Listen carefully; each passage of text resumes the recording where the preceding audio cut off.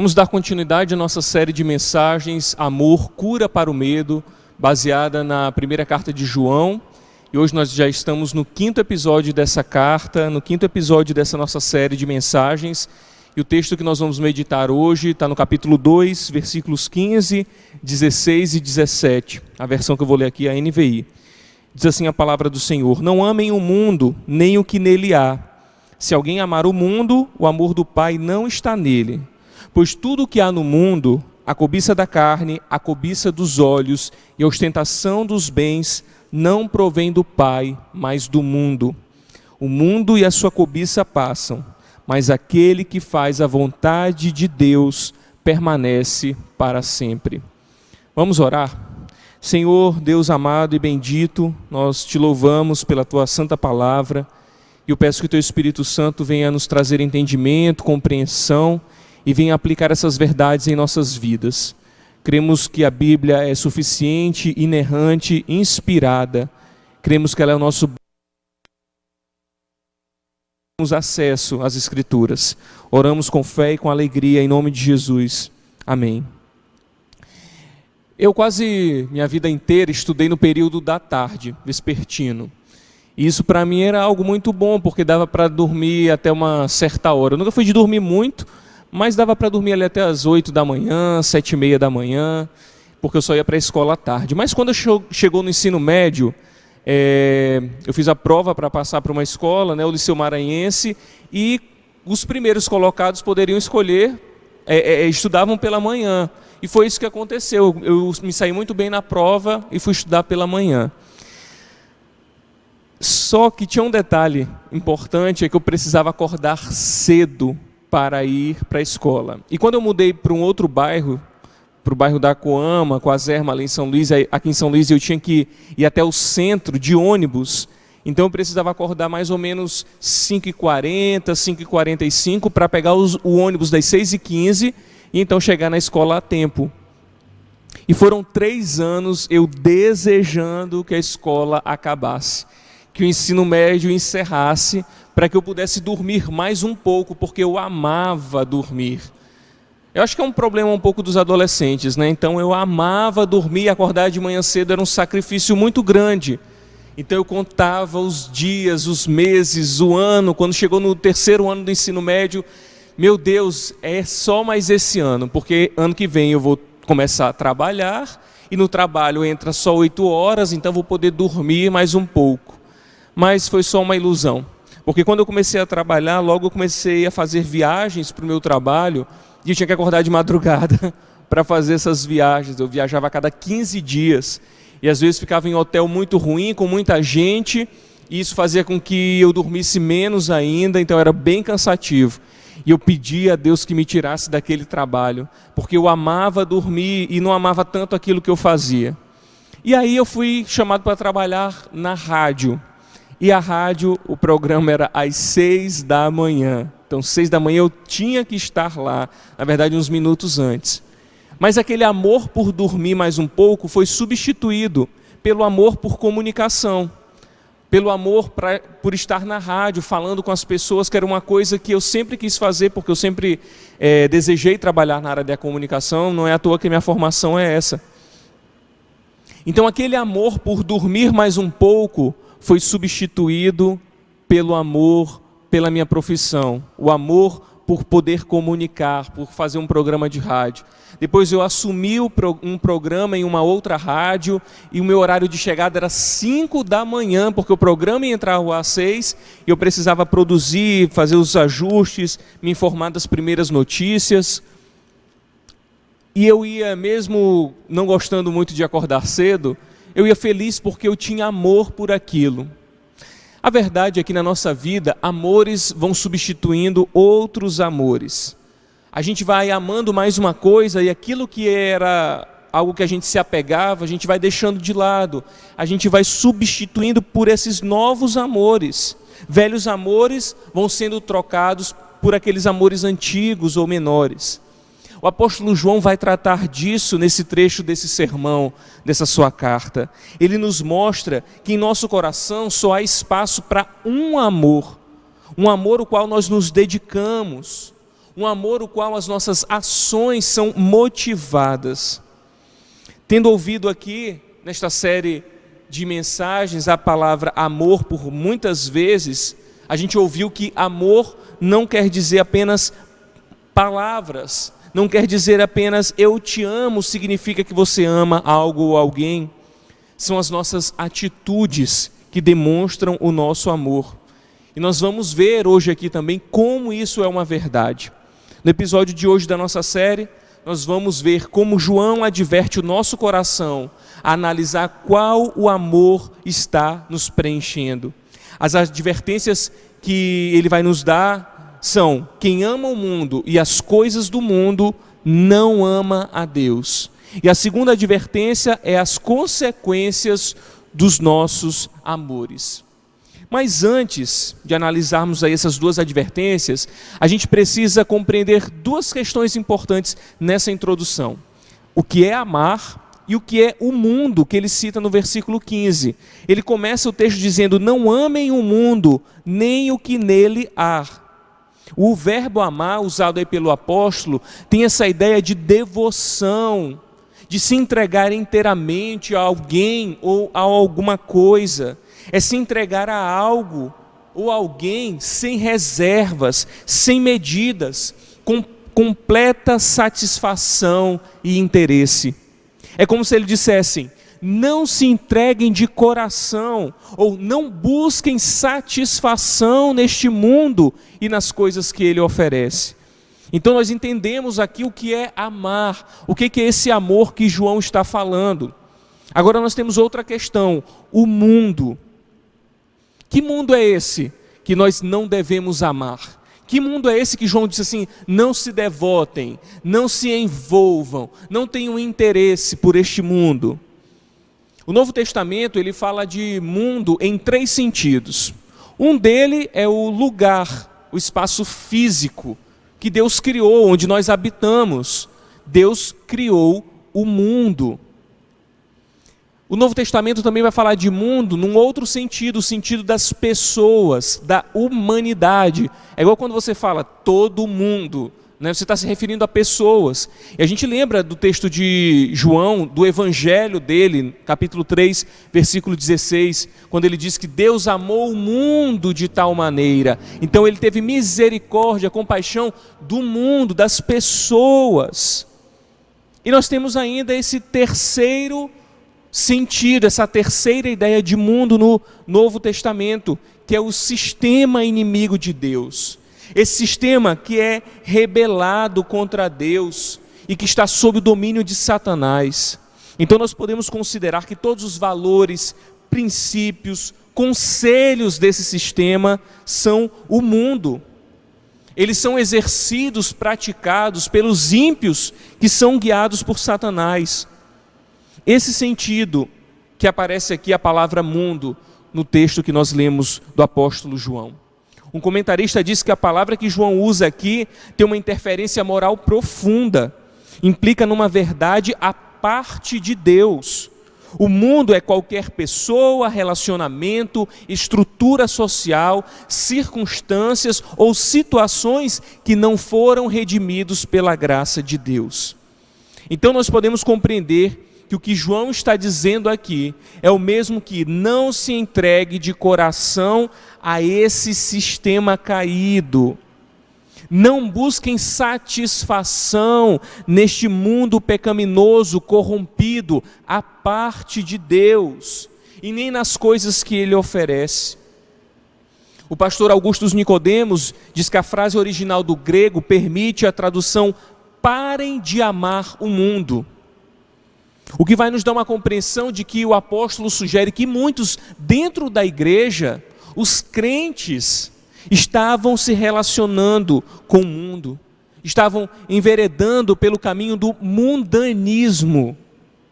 E é por isso que eles recebem essa advertência. A verdade é que mesmo o cristão maduro, piedoso, conhecedor da palavra, disciplinado, ele precisa sempre rever o seu coração.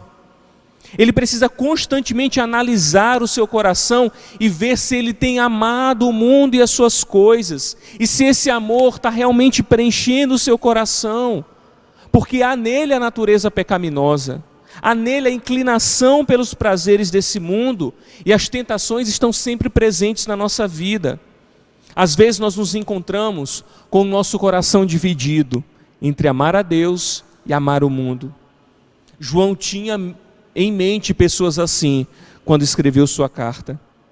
Então vamos a essas advertências que o apóstolo dá ao coração, pelas quais nós não devemos amar o mundo. A primeira delas é porque quem ama o mundo não ama a Deus. Versículo 15, parte B, e versículo 16.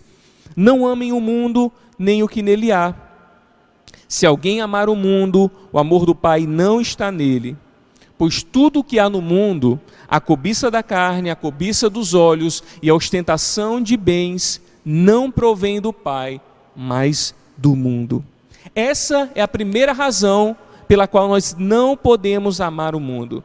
Porque se eu amo o mundo, o amor do Pai, o amor de Deus não está em mim. E o sentido da frase é: se vocês amam ao mundo, vocês não amam o Pai. Vocês não têm amor por Deus. O que João está nos dizendo é que no nosso coração há lugar para apenas um amor. Ou amamos o mundo, ou amamos a Deus. A existência de um mundo, de um amor, elimina a presença do outro. Um comentarista inglês do século XVII disse que o coração do homem é estreito e não pode conter ambos os amores. O amor do mundo sufoca o amor pelo Pai. Portanto, quanto mais ele prevalece, mais o amor de Deus definha e decai. Qualquer coisa na vida do cristão que faz ele sentir menos prazer em fazer a vontade de Deus, as coisas do Pai, menos desejo de obedecer a palavra de Deus, é mundano e precisa ser evitado. Na segunda carta que Paulo escreve a Timóteo, ele fala de um colaborador, de um ajudador do seu ministério, chamado Demas. E ele diz que Demas o abandonou as coisas de Deus porque amou o mundo. Então, se você quer conhecer um cristão de verdade, a orientação de João é reconhecendo o amor que ele tem por Deus, pelo Pai. E agora João então vai explicar que existe no mundo coisas tão interessantes que nos fazem amá-lo. Ele apresenta então 3 iscas, 3 artifícios que o mundo oferece para nós sermos fisgados. Porque amores são assim. Amores são iscas que nos atraem e nos faz abocanhar, morder, e então ficarmos presos a essas questões. É assim que o amor funciona. E essas coisas que o mundo nos oferecem também funcionam dessa mesma maneira. Estão bem disfarçados, prontos para nos agarrarem. E os artifícios são, primeiro, a cobiça da carne. Outras versões vão dizer a concupiscência da carne, ou a nova versão transformadora vai traduzir como desejo intenso por prazer físico. A cobiça da carne, ela tem a ver com qualquer coisa que agrade a natureza caída do ser humano. E vale ressaltar que carne não é o nosso corpo físico, mas é a natureza que nós recebemos desde o nosso nascimento, que é manchada pelo pecado, que é inclinada por fazer as coisas deste mundo. Essa é a carne. Deus deu ao ser humano interesses e desejos que são inerentes e bons, que são prazerosos. Por exemplo, fome, cansaço, sede, sexo, tudo isso é bom. Não há nada de mal em comer, em dormir, em ter relações sexuais. E o que isso tem a ver então com a cobiça da carne? É que a nossa natureza pecaminosa, ela cede ao sistema caído e rebelde. O mundo, ele não quer apenas que você coma, ele quer que você seja insaciável. Ele não quer apenas que você durma e descanse. Ele quer fazer de você um preguiçoso. Ele não quer que você desfrute então de uma relação sexual saudável com seu cônjuge. Ele quer que você busque novidades, coisas diferentes, aventuras sexuais. Bons exemplos aí do que a gente pode chamar de cobiça da carne foi feito por Paulo na carta aos Gálatas, no capítulo 5. Se você ler do versículo 19 até o 21, você vai ver uma lista então que Paulo deixou. É interessante que você medite sobre ela. A cobiça da carne é um artifício do mundo para nos dar amores que nós não precisamos. Ela apela para desejos lícitos, naturais, como sentir fome, sono, desejo sexual, que estão dentro de nós e transforma em prazeres ilícitos e pecaminosos, como gula, preguiça e a prostituição. Tome cuidado. Tome cuidado com os artifícios que o mundo coloca à sua frente. Eles parecem lícitos, mas eles são venenosos. Eu já vi um homem justificar a sua vida de adultério, porque a sua mulher não queria ter relações sexuais com ele. Parece lícito, né? Porque ele tem o desejo. Eu já vi jovens se deitando com a sua namorada, e jovens também deitando com seus namorados, porque acham que precisam experimentar antes de se casar, porque eles só terão relação sexual com aquela pessoa, então é necessário experimentar antes para ver se vai dar certo. Parece lícito, né? Parece uma boa justificativa. Eu vejo semana após semana pessoas faltando aos cultos, não participando dos pequenos grupos, não se envolvendo com a igreja, porque eles estão tão cansados que precisam dormir e descansar. Parece lícito, né? Mas é pecaminoso. Irmãos, a cobiça da carne, ela nos fisga numa aparente satisfação lícita, mas é que é um disfarce de um pecado, e que às vezes temos cometido constantemente, e que tem revelado qual é o nosso verdadeiro amor. Mas não é só a cobiça da carne que João vai tratar, ele vai falar também da cobiça dos olhos, ou a concupiscência dos olhos, ou ainda o desejo intenso por tudo o que vemos. O segundo artifício que o mundo tem é a cobiça dos olhos. Se a cobiça da carne, ela distorce os desejos lícitos que existem dentro de você, a cobiça dos olhos vai buscar lá fora, naquilo que você não tem, mas naquilo que os seus olhos podem ver. Você conhece aquela expressão, é de encher os olhos? É por aí que a cobiça dos olhos caminha. Ela tem a ver com se deixar seduzir por aquilo que os nossos olhos veem. A concupiscência dos olhos é a vontade de contemplar aquilo que agrada os nossos olhos, mesmo que seja proibido. Um bom exemplo disso é a propaganda. Eu estudei 1 ano e meio de publicidade e propaganda. E eu lembro de alguns professores que enfatizavam muito sobre a linguagem da publicidade e da propaganda, que é uma linguagem persuasiva, de convencimento. Então alguns diziam assim, quando você estiver numa agência trabalhando, você tem que oferecer aquele produto, despertando nas pessoas um desejo, uma necessidade que realmente elas não têm.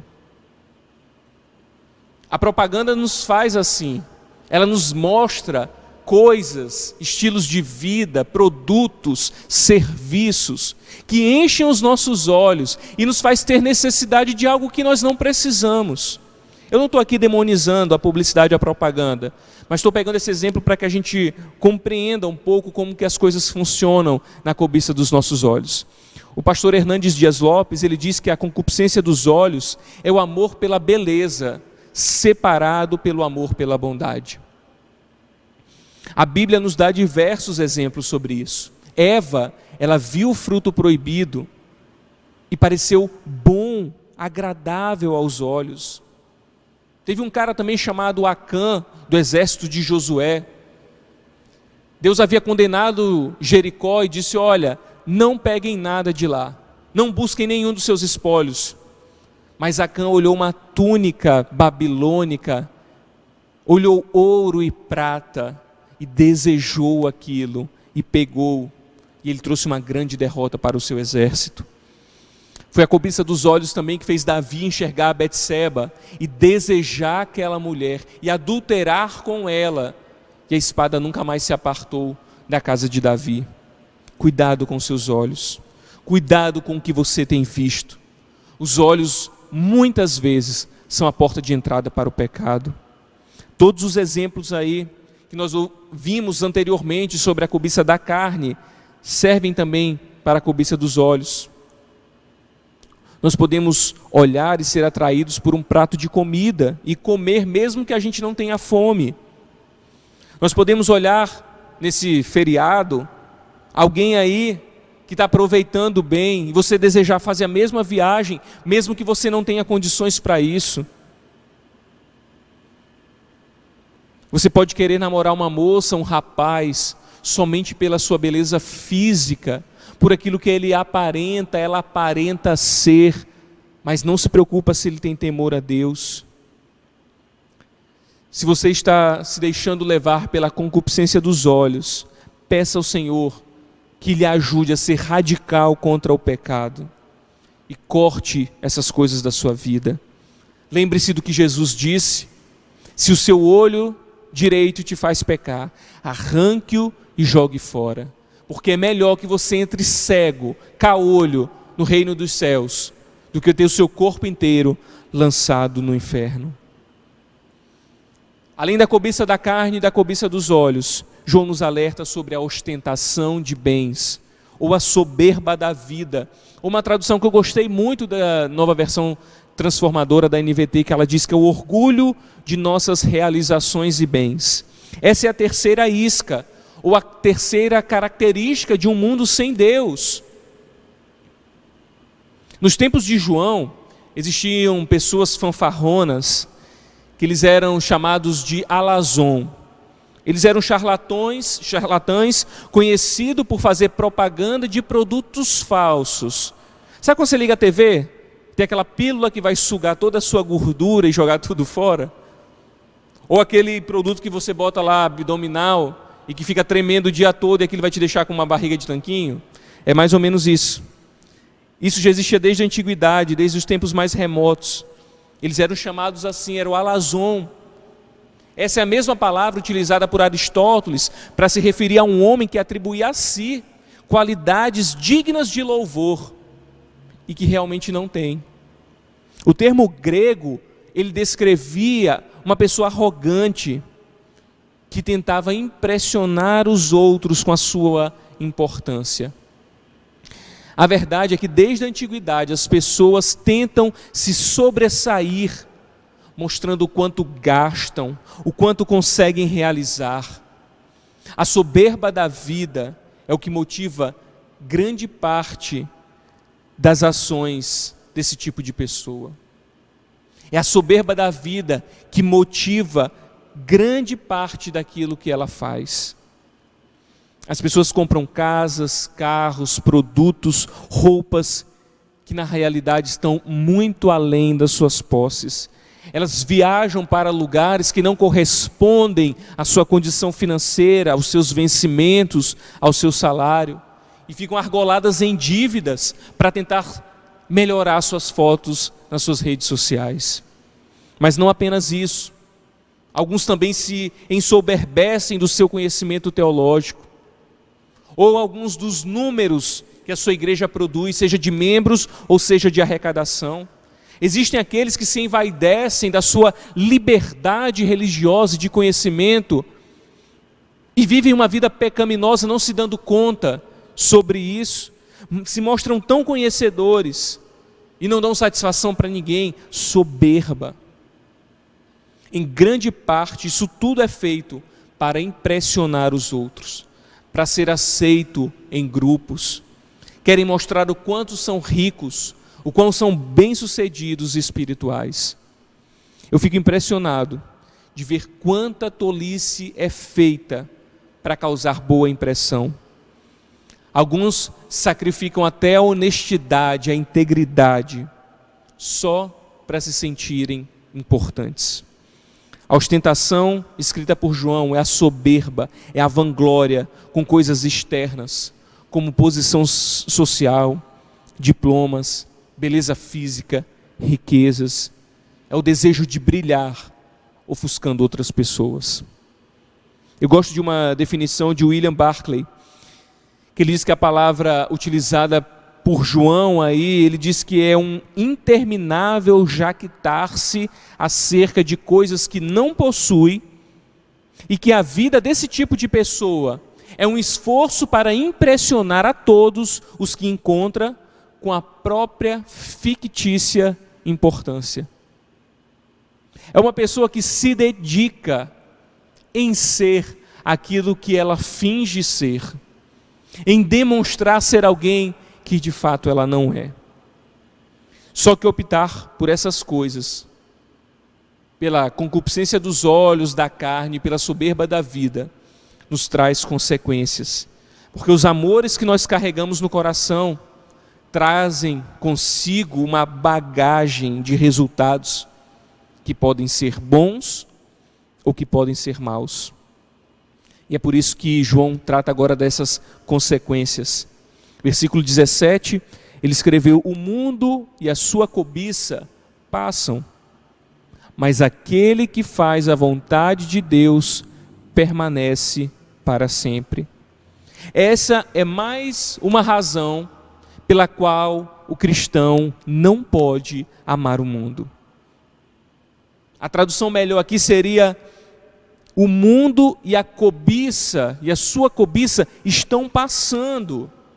Ou seja, a humanidade decaída, os seus valores, as suas ofertas estão passando. A cada dia o juízo de Deus se aproxima. Para os que estão mergulhados nesse sistema, isso é triste, porque aponta para um fim de condenação eterna, de uma separação eterna de Deus. Mas, para os que amam e servem a Deus, é um consolo em saber que as tentações irão passar. E que, por outro lado, aqueles que têm o coração, o amor pelo Senhor, permanecerão para sempre.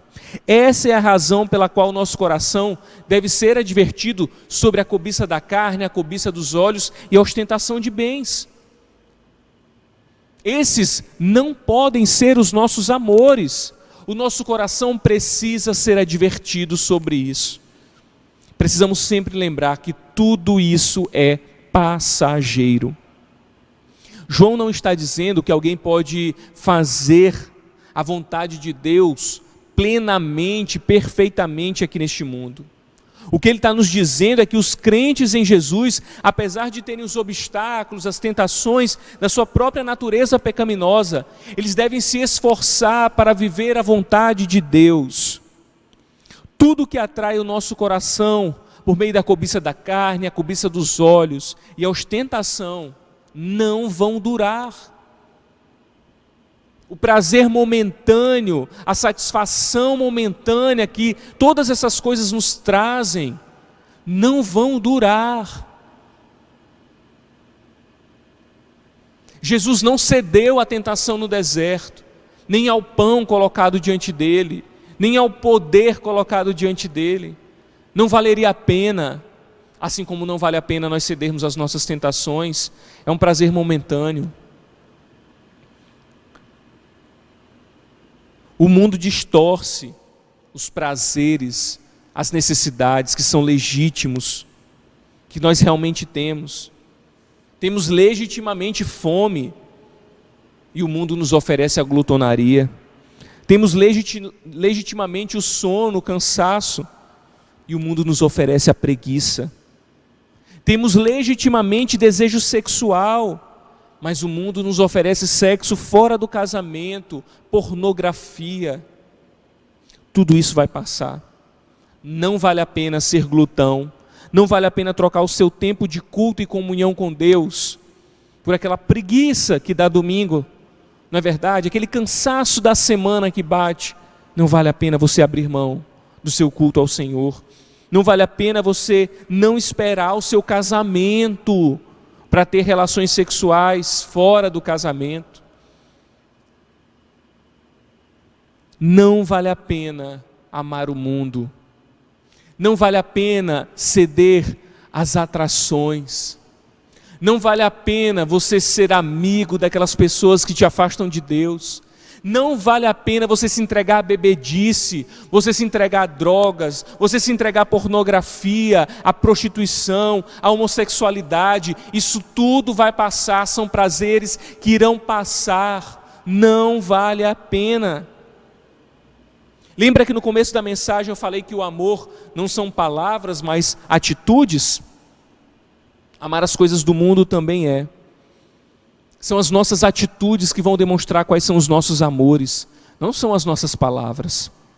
São as nossas atitudes que vão dizer que amamos a cobiça da carne, a cobiça dos olhos, a ostentação dos bens, a soberba da vida. São as nossas atitudes. Não é o que você diz a respeito disso, é como você vive e age diante dessas coisas. Nossas atitudes vão tirar do coração um amor que estava antes lá. É só lembrar, quando nós éramos bebês, por exemplo, recém-nascidos, nós amávamos o colo do pai e da mãe. E a criança vai crescendo então, e agora ama os seus brinquedos e quer estar com eles todo o tempo. E mais uma evolução da vida, então ela tem os seus amiguinhos, colegas, e ama estar com eles, brincar com eles. Depois vem um namoro. O amor vai substituindo o outro. Um amor maior vai chegando. E nós vamos nos envolvendo. Um amor tira o outro. E essa é a perspectiva que João traz. Se amo o mundo e as coisas do mundo, eu deixo o amor de Deus por Deus de lado. Existe uma promessa para os que verdadeiramente expulsam os seus ídolos e os seus amores mundanos e dão lugar a um amor maior. A promessa é de eternidade. A promessa daquele que verdadeiramente recebem essas advertências no coração e amam a Deus é: eles permanecerão eternamente. A verdade é que no coração há espaço somente para um amor. Nós podemos escolher qual amor deve ocupar o nosso coração. Podemos escolher entre esses dois estilos de vida e as suas consequências. O amor ao mundo e seus prazeres nos dão alegria, satisfações momentâneas e que estão passando rapidamente e se encaminham para o juízo final de Deus. Ou podemos escolher pelo amor a Deus, demonstrado pela nossa obediência a Ele, e como consequência temos a vida eterna. Tiago, na sua carta, no capítulo 4, versículo 4, disse que aquele que ama o mundo é inimigo de Deus. Um amor tira o lugar do outro amor. Um amor não coexiste com o outro amor. Qual é o amor que tem ocupado o seu coração? Qual amor tem movido o seu dia? Tem recebido a sua energia, a sua força, a sua dedicação? Não precisa responder. Pare e olhe para as suas atitudes. Não diga qual é o amor. Olhe para as suas atitudes e tenha a resposta dessa pergunta. São as suas atitudes que vão dizer quem você ama e não as suas palavras. Vamos orar? Deus amado e bendito, a Tua palavra nos advertiu hoje, Senhor, sobre os amores que ocupam o nosso coração. Muitas vezes são os amores mundanos. É a cobiça da carne, dos olhos, é a soberba da vida. Mas tira, Senhor, esses ídolos do nosso coração, porque em Ti há um amor maior. Em Ti, Senhor, há um amor que nos traz uma consequência maravilhosa, que é a eternidade. Conserta os nossos caminhos, endireita, Senhor, as nossas vidas. Nos perdoa pelos ídolos que temos colocado no nosso coração, mas que o amor por Ti, o amor que o Senhor tem por nós, expulse, retire, elimine do nosso coração o amor pelas coisas dessa vida e desse mundo caído. Aplique, Senhor, isso em nossos corações, para o louvor e para a glória do Teu santo nome. Amém. E louvado seja o Senhor.